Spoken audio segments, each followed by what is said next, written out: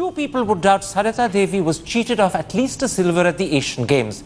It's even possible her South Korean opponent agrees.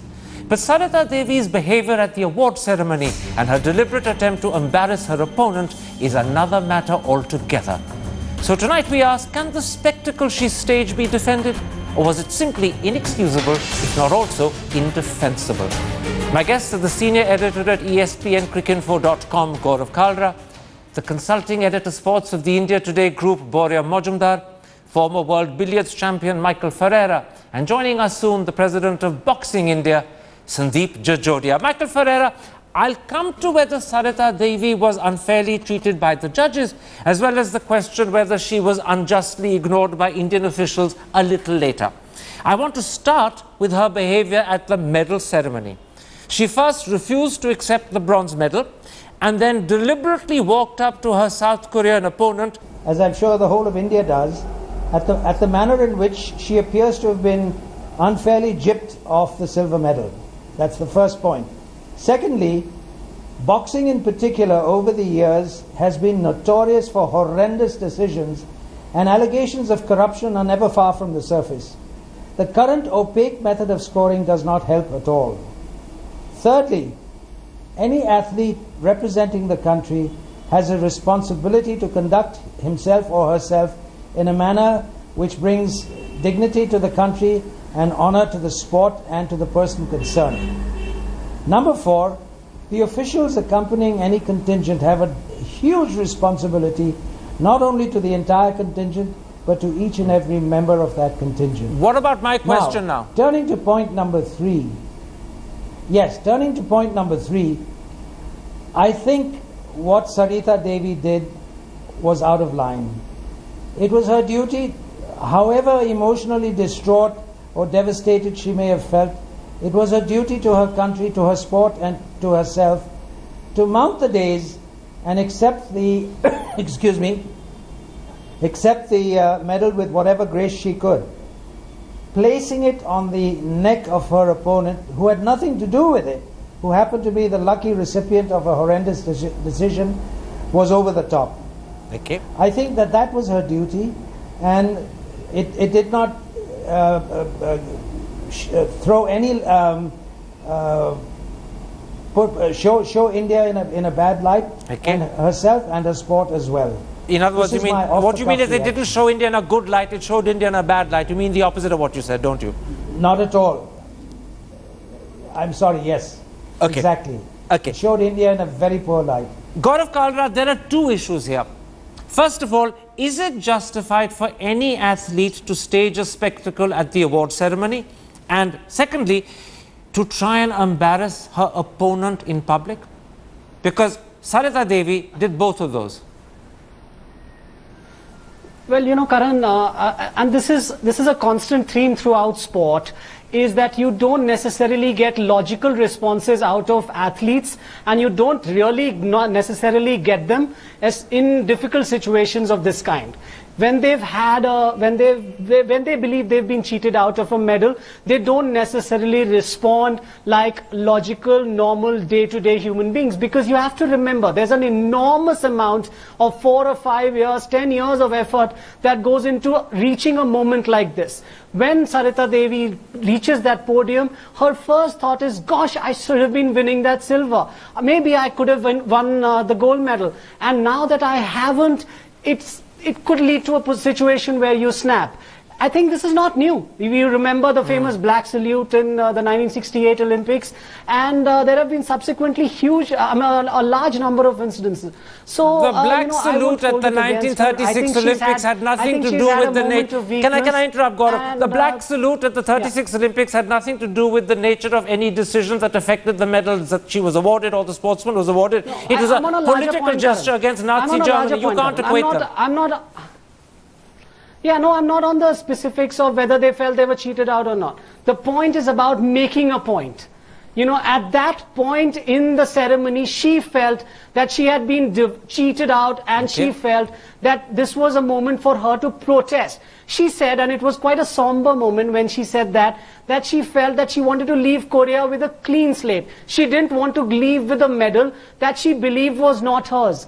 She believed she deserved another medal. And I think that sometimes sportsmen make mistakes, or well, they make decisions of this kind, and you've got to accept them, because if they were regular, logical, day-to-day people, Karan, they wouldn't do the astounding things that they do. Let me take up that point, Bajumdar, and put it to you. You heard, in fact, Gaurav Kalra say that sportsmen often make decisions that are not logical and rational. He says they often come to emotional decisions. But I put something else to you. The very essence of sport is sportsmanship.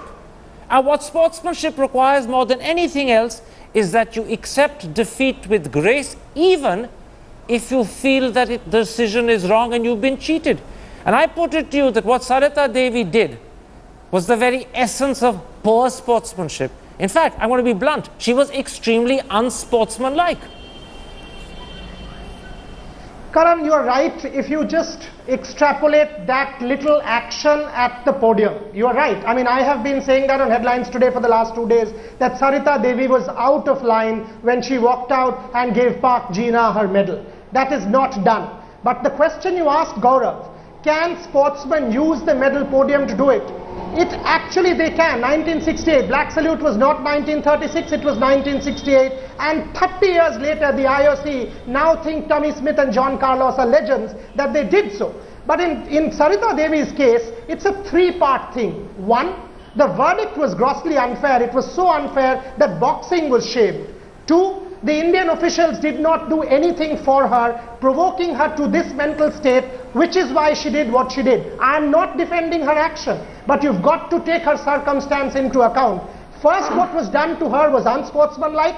There was no protest by the Indians, which was also unsportsmanlike at a certain level, which is why Sarita did what she did. While I condone what she did, I would also urge you to take into account her circumstance, what she had gone through over the last 24 hours, and then judge her action. While you condone it, but you also have to think that Aiba's judgment was despicable. Can I point out? The essence of sportsmanship shows in adverse circumstances, not in advantageous ones. A sportsman shows his or her quality of sportsmanship in adverse circumstances, not when things are going well for you. And if you can't in adverse circumstances rise above your emotions and control your desire to embarrass your opponent, then you're showing you're not capable of sportsmanship. So therefore, I don't think there's need to take the adverse circumstances into account. That's the challenge of sportsmanship. I agree with you. It's very easy to say that between, for you and I. It's very easy to say that, this is the essence of it, morally, ethically, pragmatically, this is what she should have done. But when we think, coming from the Northeast, 4 years of effort, constant discrimination for women's boxing, coming through all odds, child not recognizing her, taking all these into account, and that one podium finish would have given her a livelihood, then all this morality that you and I talk about logically goes out of the window. In other words, I'm not saying she was in line. She was wrong, but there was a circumstance which provoked her to do what she did. I'm going to go back to Michael Ferreira before I come to Sandeep Jajodia, because Sandeep Jajodia, in a sense, is going to have to respond to the fact that Indian authorities didn't do enough, that Indian authorities didn't appeal on her behalf. I'll come to you in a moment's time, Mr. Jajodia. I'm going to go back to Michael Ferreira and put this to you. Do you accept the point I'm putting across, that the essence of sportsmanship is shown in adverse circumstances? You're tested. When you know that you've been denied what should have been legitimately yours, you accept it with good grace, even if your heart is tearing you apart inside. And therefore, I argue that regardless of all the background, she should have kept her own head high and kept her own honor. Because at the end of the day, she's embarrassed herself, she's embarrassed her country, she's embarrassed the sport. Karan, I agree with you 100%. Boria talks about our moral stance. The point is, there are some things which stand by themselves, and sportsmanship is one of them. All of us who have played sport at the highest levels have received bad decisions. But like the Australians say, you have to cop it sweet and move on. There's no sense in carrying on as if you're Homer in a tree. We have certain ideals. We have to live up to them. Sport by itself is glorious. We have to live up to the ideals of sport. I know how devastated she must have felt. I know that her heart must have been tearing at the roots. But she has to remember that she is an athlete, a proud athlete of a proud nation, and she should have borne that in mind, however difficult it may have seemed.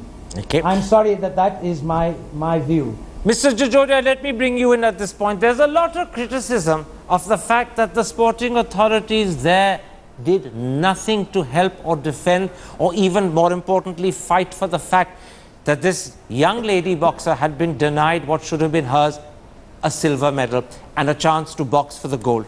And yet, the amazing thing is that I discover that the sports secretary was there watching her match, Randhir Singh was there watching the match, and neither of them did a thing. How do you explain, leave aside excuse, this utterly irresponsible stand taken by all the sports authorities there?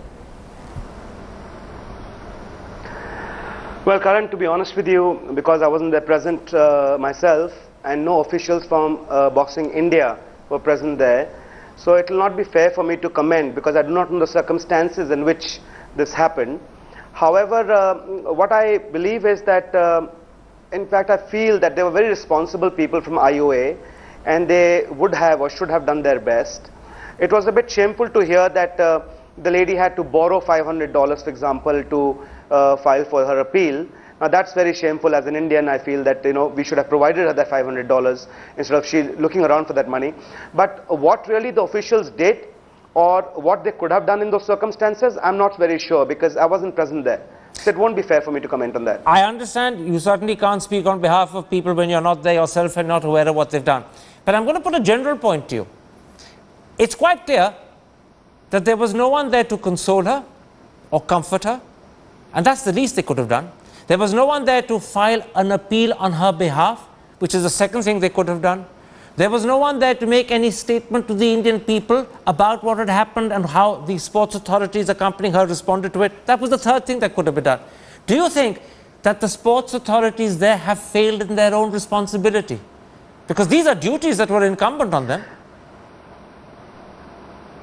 Well, whatever you've just said, it's a very normal thing for any sports authority to do. I mean, I believe that that's the responsibility.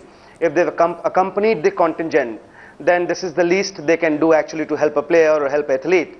So why this wasn't done, or was it really done or not, is something I do not know. But whatever you've just said is the least one would expect from the sports authority accompanying the delegation. Since you're agreeing with me, let me ask you this. Given that they didn't do any of the three things which I said they should have, do you think those people owe Sarita Devi an apology? Well, if they didn't do it, they definitely owe her an apology. Yeah, because an athlete puts so much sweat and blood in practicing and preparing for these games, and when obviously she's feeling extremely let down, and she represents the country. So the least we can do is support her in her endeavor to get the country a medal, the laurels laurels for the country. So I think that's the least the sports authority could have done, and they definitely owe her apology if they haven't done it. Yeah. You've been extremely upfront and honest, Mr. Jajodia. Your last words, they definitely owe her an apology if they haven't already apologized. Now let me put the opposite to you, Gaurav Kalra. I know that you were explaining her behavior. You were suggesting that you can't expect logical and rational responses from athletes who are emotionally charged up, who've been working for 5 years or 6 years for this moment. Boxers from that country win. Perhaps by taking this extreme step, she's shown the mirror to the administrators of the sport, and they've got to respond, because clearly she won that bout. It was clear to everyone who watched that bout. Clearly, even Devendra Singh won his bout, and clearly there was another Mongolian boxer who was cheated out by a Korean. I can almost wager, Karan, that had Mary Kom been up against a Korean boxer, it would have been very difficult for her to win a bout. So perhaps by these actions, extreme as they might have been, she's actually pointed the mirror to the administrators, and it may lead to something good. Porya Majumdar, let me put it like this. You're an expert on cricket. I clearly am not. But quite often at cricket, you see, in fact, batsmen being given out when they're not out. You know it as a commentator watching. The batsman knows it as the person playing. Probably many people on the field know it. The umpire has simply taken the wrong decision. Whether the umpire is cheated or not, we don't know. But that happens frequently. You don't expect that batsman wrongly given out to start protesting, leave aside, start weeping like a bathtub overflowing. And if he did, you would be deeply critical of him. Now, why is there a different standard for a boxer who fails to qualify for the silver? Why should you suddenly say that it's understandable in her case to stage a protest and to do so publicly, to embarrass her opponent, which is perhaps unforgivable because the Korean lady is not responsible for what happened? And why, therefore, doesn't she owe the country an apology? If the sports authorities owe her an apology, why doesn't she owe us one?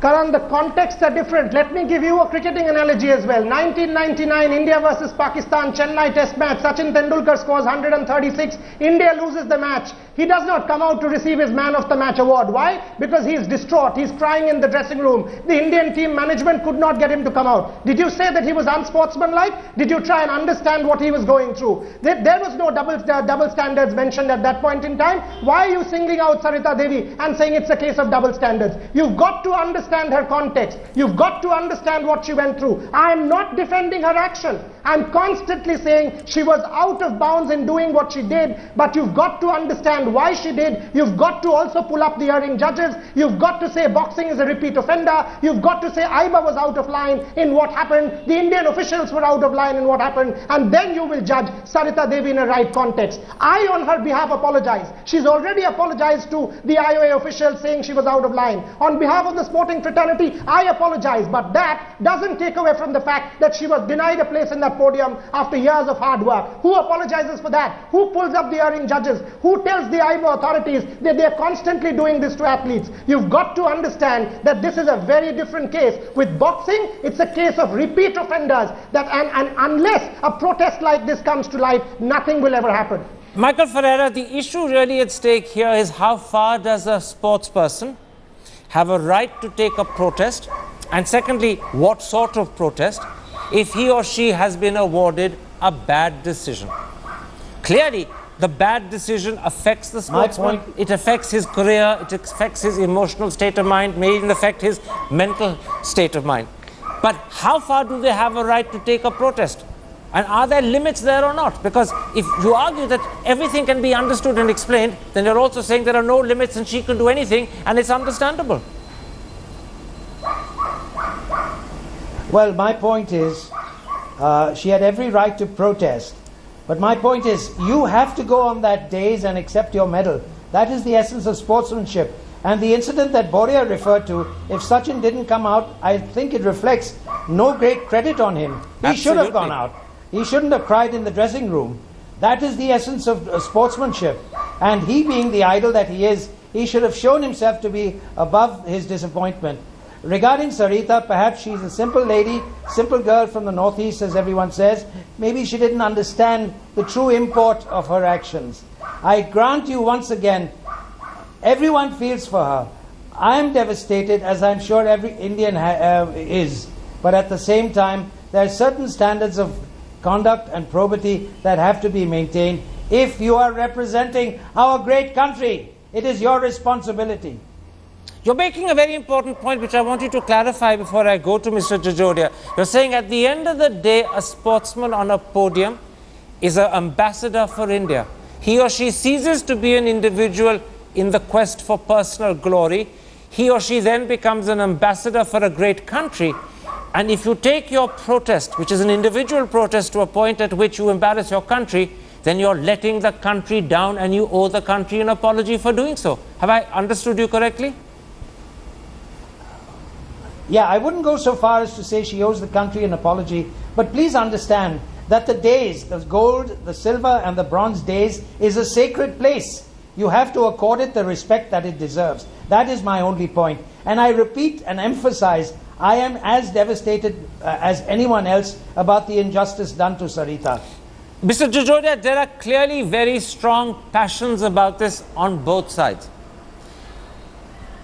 If action are to be, if some form of action is to be taken by either the Olympic Association of Asia or any other body against Sarita Devi, Will your body, Boxing India, seek to defend her, or at least to explain and argue that she deserves understanding and leniency? Okay, so Karan, we are basically a 20-year-old body, and as an individual and as an Indian, I sympathize with Sarita Devi. I don't think her action really makes her apologize to our country, because I think it was a simple emotional outburst, and this should not be taken so seriously.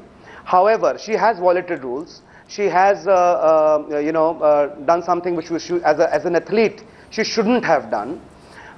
So, we as a body, we have referred the matter to our core committee, and we have a disciplinary and a dispute mechanism under which we will evaluate her action and then take up her case. But as an Indian, I would still remain to sympathize with her. I think it was a very, very, very sad moment, a very unfortunate moment. But come back to my question. I believe the Olympic Association of Asia is actually considering whether they need to take action in this matter. Will you make some representation to that body to ask for leniency? Will you go a step further and actually defend Sarita Devi? So that's what I just mentioned, Karan, that we'll have to, I should not be answering this question myself. We need to refer this to our core committee and actually sit together to discuss this whole thing before we take a stand as a body. How long will it be before you do that? How long will it be before you do that? Next 2-3 days. So in other words, this matter will hang next fire 2-3 for days. 2-3 We are going days. to, because the athletes are coming back tonight. The ladies are coming back tonight, and tomorrow or day after we will take it up, and then come to a conclusion as to what stand as Boxing India we should take. Are you worried that the Olympic Association of Asia may take some decision before you've decided what to do? Just one moment, Karan, but just for your information, that Boxing India was not involved with the athletes going to Korea this time. Okay. It was the ad hoc body of IOA which was responsible for it, and the officials of IOA actually accompanied the contingent to Korea. So really, even if we decide to make a plea in favor of Sarita, it will just be in form of a request. We don't really hold any official position as far as this incident goes. Okay. As far as yeah, so it will be a kind of request rather than any official position which you can take. All right, Mr. Jajoria, for this issue. Let's leave this particular story there. It's clearly a story that still will have a lot to happen before we come to the end of what is, from every which way you look at it, a very, very sorry episode. My thanks to all 4 of my guests for joining me. There we end this particular episode. If you happen